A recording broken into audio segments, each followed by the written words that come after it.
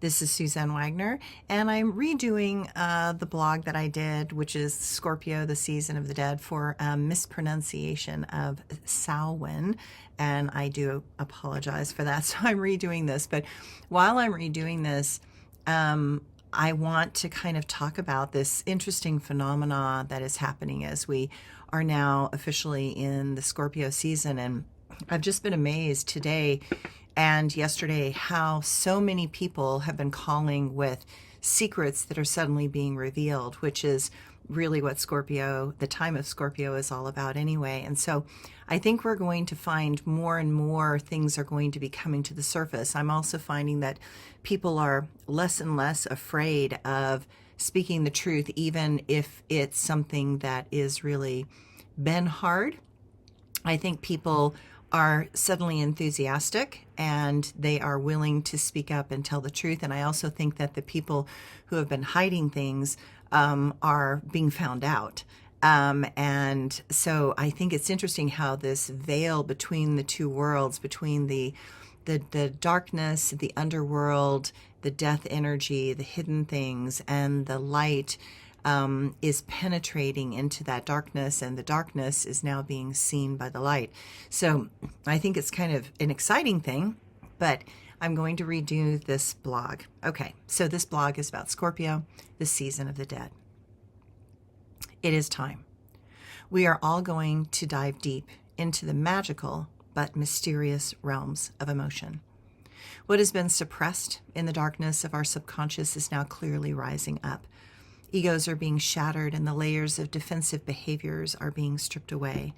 The illusions that seemed so cherished and golden are now turning our fingers green, and we know that what we believed in and put our faith in was worthless.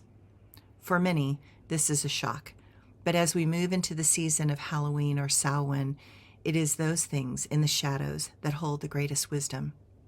As the light darkens and the night lengthens, what becomes brilliantly clear is any light that shines with a purity of intention. We are in a time when the veils between our world and the netherworld are quite thin. As the darkness seeps in, the magic becomes quite strong. The spiritual ideals now hold a more powerful meaning, and we know that what is walking towards us in the mists of this time requires our undivided attention. In the Tarot, the Death card represents Scorpio. It is a reminder that to fully live, we often have to allow our spiritual self to take charge and to tear down the false beliefs and the walls that the ego has built. In the Tarot, the numerological sequence of each suit tells the story of how things evolve in the soul.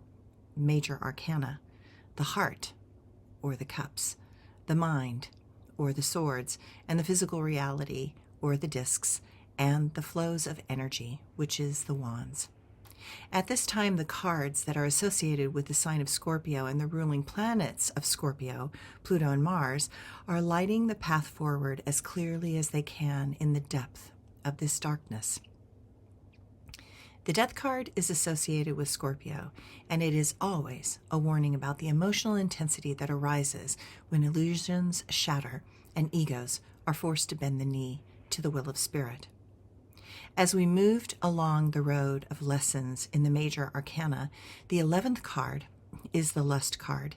It shows us our power and passion, but too much of a good thing allows the ego to become arrogant and pompous if left unchecked.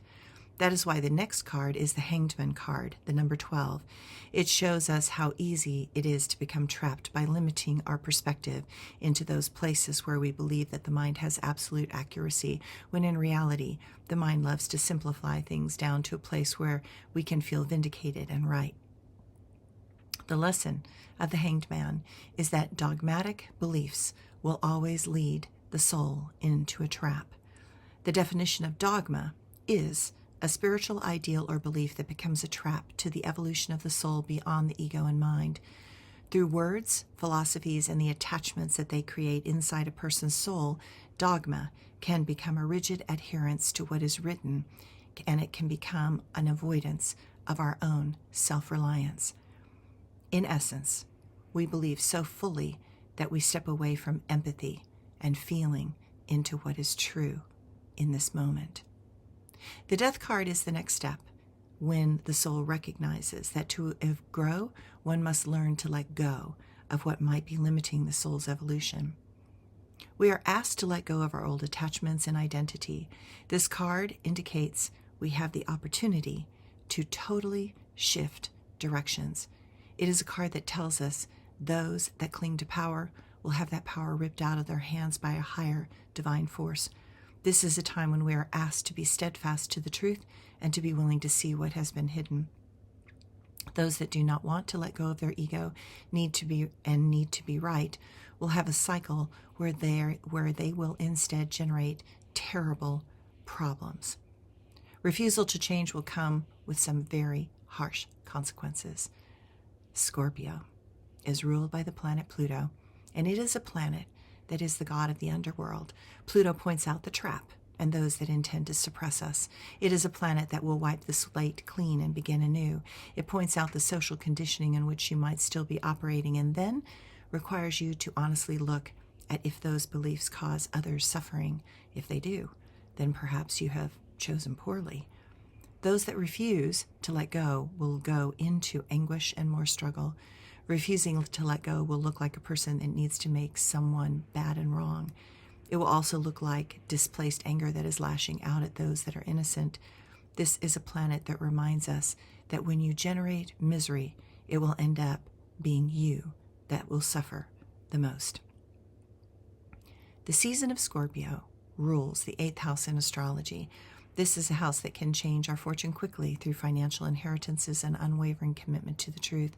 It is a reminder that when we let go, we have hands with which to pick up something new. Mars was Scorpio's secondary ruling planet before Pluto was discovered in the early 1900s, and this is associated with the Emperor card in the Tarot. Ideally, this is a card that is like King Arthur, a ruler that wants a round table where everyone is heard and their opinions are honored and recognized. It is a king that wishes to create a place of peace rather than war. In the Aleister Crowley Thoth Tarot, this card shows a lamb laying calmly on the ground with a flag that it is protecting, meaning that a king's job is to protect those that need protection, not to cause more suffering to the people. This month, I am reminded of the quote by the Dalai Lama: "Brute force, no matter how strongly applied, can never subdue the basic desire for freedom and dignity." Let that quote become your guiding light as we move into the darkness in order to reclaim the light. Thanks, everyone.